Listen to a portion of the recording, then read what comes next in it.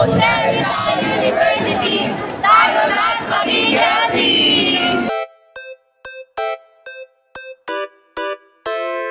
Hello guys, magandang umaga sa inyong lahat. Nandito ako ngayon sa may Trinoma Activity Center para sa Kapistahan Peace Fair na programa po ng Office of the Presidential Advisor on Peace, Reconciliation and Unity. Ang Kapistahan pala ay isang programa na naka-line up para sa taunang selebrasyon po ng National Peace Consciousness Month. Layunin ng programang ito na bigyan diin ang mga mahalagang papel ng bawat Pilipino sa pagpapanatili at pagpapalakas ng mga tagumpay sa kapayapaan. Ito ay pagtitipon ng iba't ibang sektor ng lipunan na ipinagdiriwang kung paanong ang mga inisyatibo ng pambansang gobyerno para sa kapayapaan ay nagbago ng mga komunidad na dating naapektuhan ng hidwaan at ginagawang halimbawa ng kapayapaan at pag-unlad. J Alba. Shoutout po tayo. J Alba. At syempre hindi mawawala yung mga kasamahan natin mula sa PNP Content Creator. Sa page na to. Yan. Kaibigan niya po yun. Parang paghawak.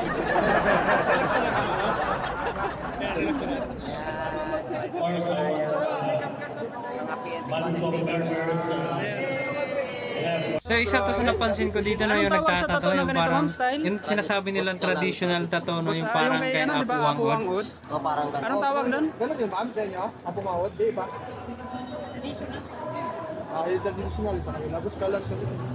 Bakit kaya ang sama nung titig nung isa? Uy. Saan mo gusto magpatato? Sa ulo. So, andito sila simula September 17 hanggang September 19. So, hindi nyo na kailangan pumunta ng Baguio, no? Para maranasan nyo yung ganyang estilo ng pagtatato. Ma'am, ilang oras yan sa'yo, ma'am? Ginawa? Sandali lang po, mga 30. Masakit ba, ma'am? Okay lang sa papaano kayo, nagpapa-suero, mga ganyan. Sir, taga saan kayo, sir?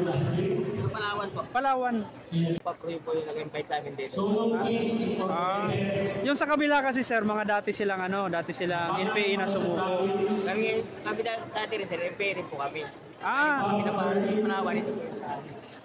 Yun po. So, yun yung isang programa ng ating gobyerno. So, ito na ngayon yung inyong mga produkto, sir. Kayo lang bago to, sir? Opo, sarili na po.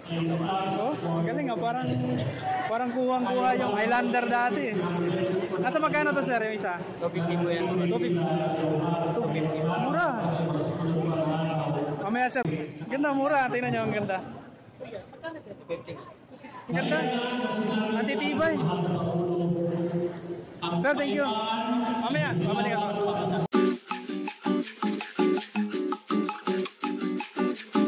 Sir, bakit nga ba Nomad po yung pangalan po ng inyong coffee shop? Nomad Coffee and Cocktails. Ang inspiration niya is the nomadic lifestyle. So, ang lifestyle ng isang nomadic person is pupunta siya sa isang place kung saan may resources, uubusin niya or i-consume niya yung resources. Pag wala ng resources doon, lilipat siya. So, that is the very concept of our Nomad Coffee and Cocktails. Kung saan lang may resources, kung saan may tao, doon lang po kami magdi-display at magdi-dispose ng mga product namin. And after that certain events, lilipat na naman kami sa ibang lugar.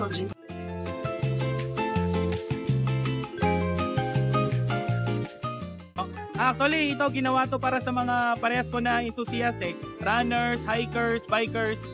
Kasi if you want to get a shot of espresso, pero gusto mo convenient, so madadala-dala mo siya. So that will set us apart sa mga nagtitinda ng coffee. Kailan pa nagsimula tong inyo, sir, yung coffee shop? Nag-start kami ng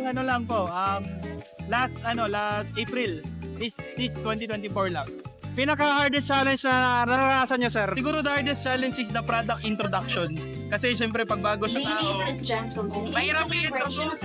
Tapos sobrang daming nagtitinda ng coffee. What sets us apart?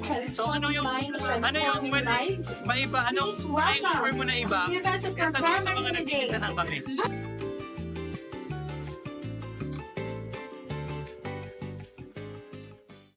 At yun lang guys, maraming salamat sa sumugod na kayo dito sa My Trinoma para sa Kapistahan Peace Fair 2024. Napakamura ng mga tinda nila dito, napakaganda, napakatibay. So suportahan po natin yung ating mga kababayan at ang ating gobyerno. Ride safe sa lahat, magandang buhay!